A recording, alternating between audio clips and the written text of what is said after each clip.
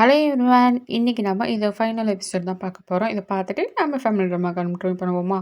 போன எபிசோட்ல ஜேவும் அந்த ஆக்டரும் பேசிட்டு இருக்கும்போது, அம்மா என் பர்த்டேக்கு வந்து நம்ம பேஸ்பால் கிரவுண்ட் போறோம் இல்லையா? அப்ப இவரையும் கூட்டிட்டு போலாம். நம்ம 3 பேரும் ஜாலியா போய் பார்க்க போறோம் இல்லையா?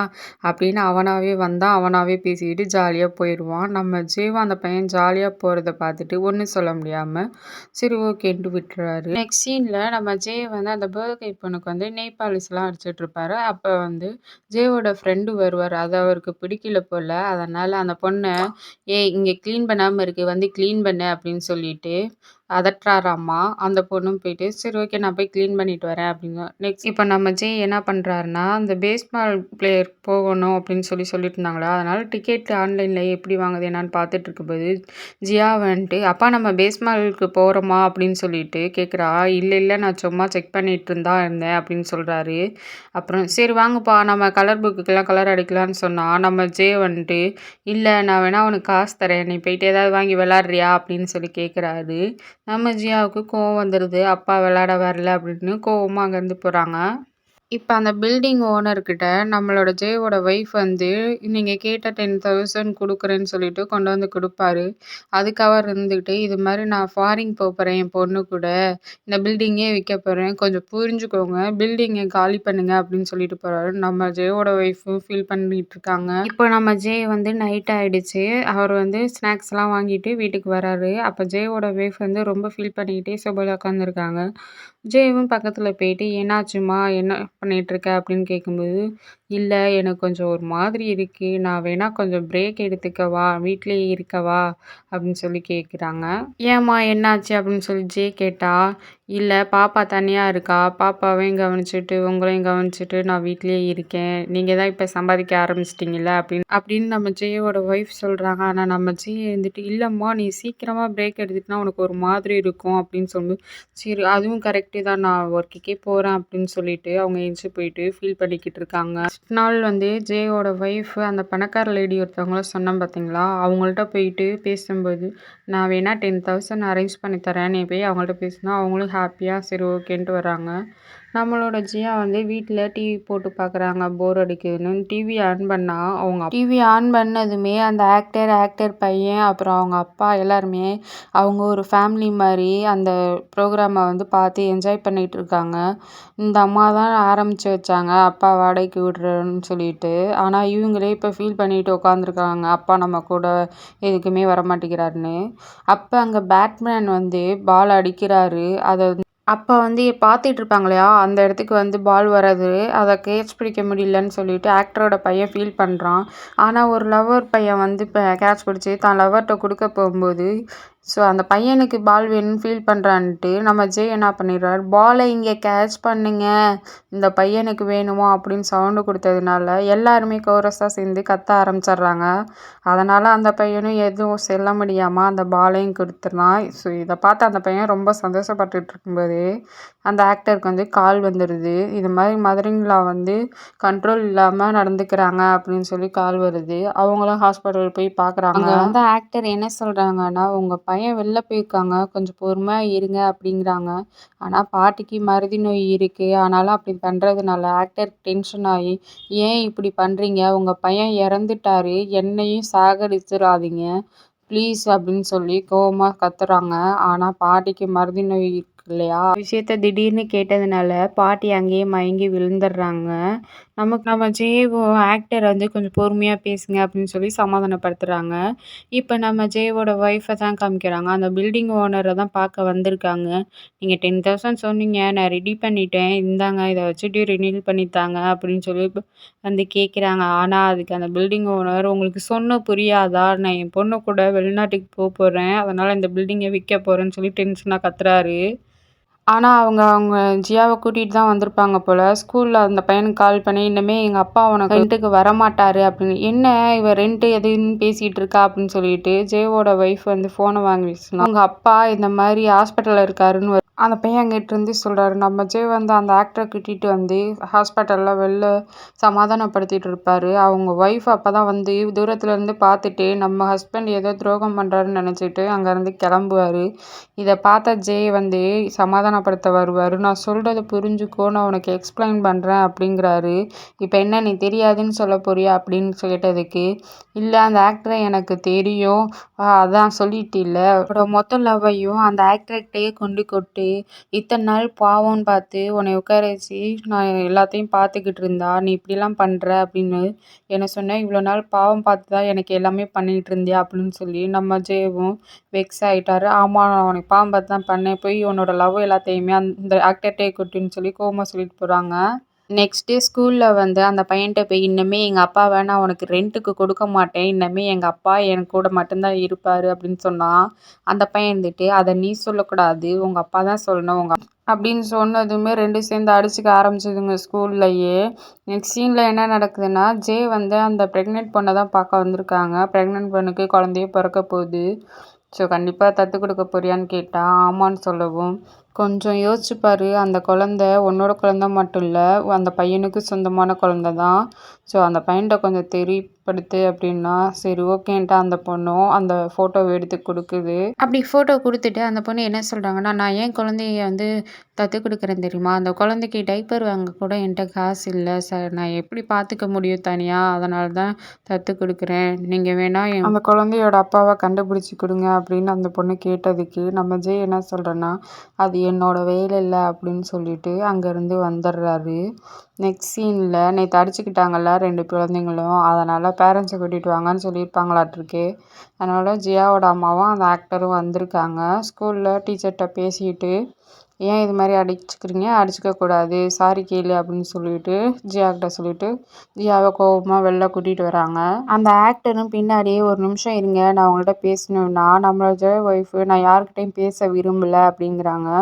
நீங்க என்கிட்ட பேச வேணாம். நான் பேசுறத மட்டும் கொஞ்சம் கேளுங்கன்னு சொல்லிட்டு என்னோட மதர் இன் லாக்கு கொஞ்சம் மனநிலை சரியில்லை. அதனால தான் அவர் வந்து அவர் பையனா கொஞ்ச நாள் நடிச்சாரு அப்படின்னதுக்கு நம்மளோட ஜெயோட ஒய்ஃபும் சரி ஓகேன்னு சொல்லி மன்னிச்சிட்டாங்க. கொஞ்சம் புரிஞ்சுக்கோங்க. எங்களுக்குள்ளார எந்த தப்பும் கிடையாது. ஜஸ்ட் அவங்க பையனா மட்டும்தான் அவங்க வந்தாங்க. அவருக்கும் அவங்களோட பாட்டியை பிடிக்குங்கிறதுனால வந்தாங்க அப்படின்னு சொல்லவும், ஜேவோட ஒய்ஃபும் ஜேவை தேடி வராங்க. அவர் ஃப்ரெண்டு ப்ரௌசிங் சென்டருக்கு வந்து பார்க்க வருவாங்க. அப்போ அங்கே வந்தவங்க தான் அப்பா வாடகைக்கு விடப்படும் அப்படிங்கிற போர்டை பார்க்குறாங்க. பார்த்துட்டு செம்ம ஷாக் ஆகி ஃப்ரெண்டை மறைச்சு பார்த்துட்டு அங்கேருந்து கிளம்பி வீட்டுக்கு வராங்க. அங்கே ஜியா இருக்கவும் ஜியாவை பிடிச்சி திட்டுக்கிட்டு இருக்காங்க. அம்மா அப்பாவை திட்டாதீங்க, நான் தான் அப்பாவை இது மாதிரிலாம் செய்ய சொன்னேன் அப்படின்னு சொல்லி சொல்கிறாங்க. நம்மளோட ஜேவோட ஒய்ஃபும் ஷாக் ஆகிட்டு, ஏன் இப்படிலாம் பண்ணுற, இப்படிலாம் என்கிட்ட சொல்லாமல் ஏன் இப்படிலாம் பண்ணுறீங்க அப்படின்னு சொல்லி ரொம்ப டென்ஷன் ஆகுறாங்க. நம்மளோட ஜேவு ரொம்ப சோகமாக ப்ரௌசிங் சென்டரில் வந்து நான் இந்த மாதிரி பண்ணியிருக்கவே கூடாது. இப்போ என் குடும்பமே உடஞ்சி போச்சு. இப்போ எனக்கு என்ன பண்ணுறதுனே தெரியல. நான் இதை க்ளோஸ் பண்ண போகிறேன் அப்படின்னு சொல்லி சொல்கிறாரு. ஆனால் அவரோட ஃப்ரெண்டு இருந்துட்டு, மச்சான் க்ளோஸ் பண்ணிட்டுனா உன்னோட ஒய்ஃபோட சலூனை என்னடா பண்ண போகிற அப்படின்னு கேட்க வந்தவர் கேட்காம வாயை க்ளோஸ் பண்ணிக்குவார். டேய் இப்போ என்ன சொல்ல வந்த முழுசாக சொல்லணுக்கு அவர் ஃப்ரெண்டும் சொல்லியிருப்பாங்க போல். அதனால் நம்ம ஜே ஓடி வந்து அந்த பில்டிங் ஓனரை பார்க்கணும்னு சொல்லிட்டு அங்கேருந்து ஓடி வராரு. ஏன்னா அந்த பில்டிங் ஓனர் இன்னைக்கு காலி பண்ணிட்டு போகிறதா இருப்பார். வந்து ஜே ரொம்ப வேகமாக கதவு தட்டவும் ஓனர் ஓப்பன் பண்ணிட்டு என்னன்னு கேட்டதுக்கு, இது மாதிரி எங்களுக்கு இந்த பில்டிங் ரெண்ட்டுக்கு வேணும், ப்ளீஸ் கொஞ்சம் கன்சிடர் பண்ணுங்க அப்படின்னு சொல்லும்போதே அந்த தாத்தா வந்து பிடிச்சி தள்ளி விட்டுருவாரு. நம்ம ஜேவும் பக்கத்தில் பேக்கிங் பாக்ஸ் மேலே இருந்து விழுந்துருவாரு. அப்பதான் நோட் பண்ணுவாரு. இது என்ன பக்கத்து ஊர் அட்ரஸ் தான் எழுதியிருக்கு. நீங்கள் என்ன வெளிநாட்டுக்கு போகிறதா சொல்லிட்டு இருந்தாங்க அப்படின்னு சொன்னதுக்கு, அந்த தாத்தா இப்போ தான் சொல்கிறாரு, இல்லை என் பொண்ணு வந்து என்னை விட்டுட்டு தான் போகிறா. அதை சமாளிக்கிறதுக்கு தான் நான் பக்கத்து ஊரில் போய் தங்கிக்கலான் இருக்கேன் அப்படின்னு ரொம்ப ஃபீல் பண்ணி சொல்கிறாங்க. ஆனால் நம்ம ஜெய் என்ன சொல்கிறாருன்னா, யாருமே இங்கே குழந்தைங்கள்ட்ட எதையும் எதிர்பார்த்து செய்ய போகிறதில்ல. அதனால் நீங்கள் போயிட்டு உங்கள் குழந்தைய பார்த்துட்டு வாங்க. ஐ மீன் அவங்க பொண்ணை பார்த்துட்டு வாங்க அப்படின்னு சொல்கிறாரு.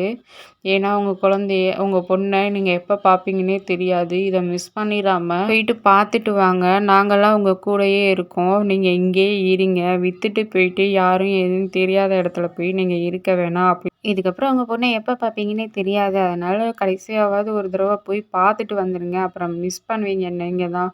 உங்க பொண்ணும் உங்கள கடைசியா பார்க்க முடியல அப்படின்னு மிஸ் பண்ணுவாங்க. ஸோ போய் பார்த்துட்டு வந்துருங்க அப்படின்னு சொல்லிட்டு அவர் அங்கேருந்து போயிறாரு. இப்ப நம்ம ஜெயோட ஒய்ஃப தான் காமிக்கிறாங்க. கமெண்ட் செக்ஷன் எடுத்து பார்த்தா, பாசிட்டிவா இருந்திருக்கு எல்லாமே. இது மாரி எனக்கு அப்பா இல்லாத குறைய தீர்த்து வச்சிருக்காரு. இந்த அநாத ஆசிரமத்துக்குலாம் போயிட்டு பண்ணிட்டு வந்திருப்பார் இல்லையா? அதெல்லாம் பார்த்துட்டு ரொம்ப ஹேப்பியா ஃபீல் பண்றாங்க. இவ்ளோ நல்ல விஷயத்தையா நம்ம ஹஸ்பண்ட் இத்தன நாள் பண்ணிட்டு இருந்தாரு அப்படின்னு ஃபீல் பண்றாங்க. நெக்ஸ்ட் சீன்ல அந்த ஹாஸ்பிட்டல்ல உள்ள பாட்டிகிட்ட போயிட்டு நம்ம இன்னைக்கு ஒரு நாள் மட்டும் நான் உங்கள ரென்ட்டுக்கு எடுத்துக்கவா? என்னைய தான் எல்லாருமே அப்பாவா ரென்ட்டுக்கு எடுத்துக்குவாங்க. ஆனா, இன்னைக்கு பாட்டியா அவங்கள நான் ரென்ட்டுக்கு எடுத்துக்கிறேன் அப்படின்னு சொல்லிட்டு ஃபீல் பண்ணிக்கிட்டு, மதர் இன் லா கைய பிடிச்சுட்டு படுத்திருக்காரு. Mother in லாவும் எந்திரிச்சர்றாங்க. எந்திரிச்சதுமே "என்னை விட்டுட்டு போயிற மாட்டீல்லப்பா" அப்படின்னு கேட்குறாங்க. "இல்ல நான் உங்கள விட்டு போக மாட்டேன்ம்மா" அப்படின்னு சொல்லிட்டு அவரும் ஃபீல் பண்ணி சொல்றாரு. ஏன்னா நம்ம ஜேக்கு வந்து அவரோட பாட்டினா ரொம்ப பிடிக்கும். இதை எல்லாத்தையுமே இந்த ஆக்டரும் பார்க்குறாங்க. ஸோ இதுக்கப்புறம் நம்ம ஜியாவை தான் காமிக்கிறாங்க. ஜியா அப்பா நான் இது மாதிரி ஸ்கூலில் இருக்கேன் அப்படின்னு சொல்லி மெசேஜை போட்டு ஒற்றை மழையில் ஸ்கூல் வாசல்லையே போய் நிற்கிறா இந்த ராத்திரியில். டைமை பார்த்துக்கிட்டே இருக்கா. வீட்டுக்கு வந்த அவங்க அம்மா வந்துட்டு எங்கே ஜியாவை காணோம் அப்படின்னு சொல்லிட்டு பதட்டமாக எல்லா இடத்துலையும் தேடுறாங்க. அதே மாதிரி அந்த ப்ரௌசிங் சென்டர்லையும் இது மாதிரி ஜியா வந்தாளா அப்படின்னு சொல்லிட்டு தேட ஆரம்பிக்கிறாங்க. நைட் ஆயிடுச்சு. ஆனாலும் ஜியா அப்பா வருவாங்க அப்படின்னு சொல்லிட்டு அங்கேயே இருக்கா. நம்ம ஜேவும் ஸ்கூலுக்கு வந்துடுறாரு. ஜேவை பார்த்து ஜியா என்ன சொல்கிறேன்னா, அப்பா நான் இத்தனை வருஷமா இதில் சேர்த்து வச்ச காசு இருக்குது. இதை வச்சுக்கிட்டு நீங்கள் எனக்கு அப்பாவா ரெண்ட்டுக்கு வரீங்களா அப்படின்னு சொல்லி கேட்குறா. இதில் நிறைய காசு இருக்குது. நான் இத்தனை வருஷமா கஷ்டப்பட்டு சேர்த்து வச்சுருக்கேன். ஸோ காசு கொடுக்குறேன். எனக்கு அப்பாவா ரென்ட்டுக்கு வாங்கப்பா அப்படின்னு சொல்லிட்டு என்னை நம்ப மாட்டீங்களா அப்படின்னு சொல்லி கையில் இருந்த உண்டியில் கீழே போட்டு உடைக்கிறா. பார்த்தா ரூபாய் நோட்டுக்கு பதிலாக டம்மி நோட்டாக இருக்குது. அழுகுறா ஓன்னு உட்காந்து. அப்பா நான் உண்மையான நோட்டை தான் சேர்த்து வச்சேன். இது எப்படி மாறுச்சுன்னு எனக்கு தெரியல.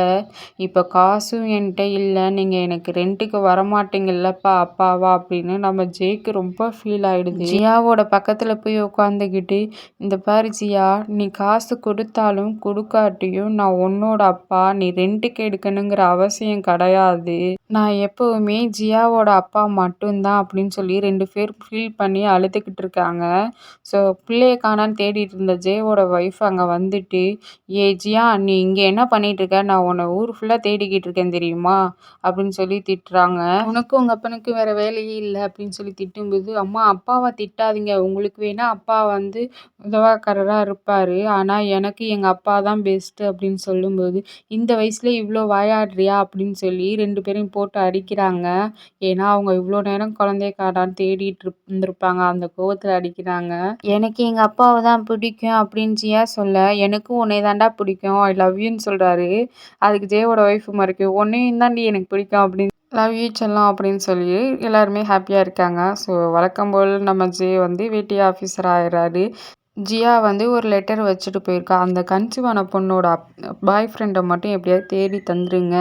நம்ம ஒரு ஃபேமிலி ஆகிட்டோம். அந்த குழந்தைக்கும் ஒரு அப்பா வேணுமில்லப்பா. அதனால் அந்த குழந்தையோட அப்பாவை மட்டும் தேடி கண்டுபிடிச்சி அந்த லவர் பொண்ணோட சேர்த்து வச்சுருங்கப்பா அப்படின்னு சொல்லி நம்மளோட ஜியா வந்து லெட்டர் எழுதி வச்சுருக்காங்க.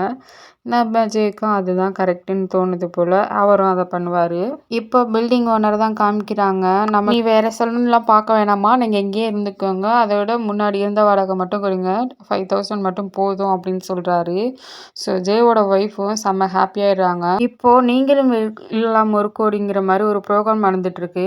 கடைசி ஒரு கொஷின் மட்டும் ஆன்சர் பண்ணிட்டா இப்போ நம்ம ஜே வந்து பணக்காரராயிடலாம். ஸோ கடைசி கொஷினை தான் கேட்க போகிறாங்க. எல்லாரும் ஆர்வமாக பார்த்துட்ருக்காங்க. ஷேர் மார்க்கெட்டை பற்றி தான் கொஷின் கேட்டிருப்பாங்க. ஷேர் மார்க்கெட்டில் இந்த மாதிரி எப்போ வாங்குவீங்க எப்போ விற்பீங்கிற மாதிரி கொஷின் பண்ணியிருப்பாங்க. ஸோ நம்ம ஜேக்கு இந்த கொஷினுக்கு ஆன்சர் ஆல்ரெடி தெரிஞ்சிருக்கோம். ஆல்ரெடி ஒரு சமைச்சு போடுறதுக்கு போயிருப்பாங்க ஸ்கூல் பொண்ணுக்கு அப்பாவா நடிக்க. அப்போ அந்த ஆன்சரை வந்து ஒரு பிஸ்னஸ்மேன் சொல்லியிருப்பார். ஸோ கரெக்டான ஆன்சர் சொல்லி இந்த கேமில் வந்து வின் பண்ணிடுவார். இந்த ஹாப்பி என்டிங்கோட இந்த ஸ்டோரி முடியுது. ஸ்டோரி எப்படி இருந்துச்சுன்னு கமெண்ட் செக்ஷன் சொல்லுங்கள். வீடியோ பிடிச்சா லைக் பண்ணிவிட்டு சேனலை மறக்காமல் சப்ஸ்கிரைப் பண்ணி வச்சுக்கோங்க. தேங்க்ஸ் ஃபார் வாட்சிங். பாய்.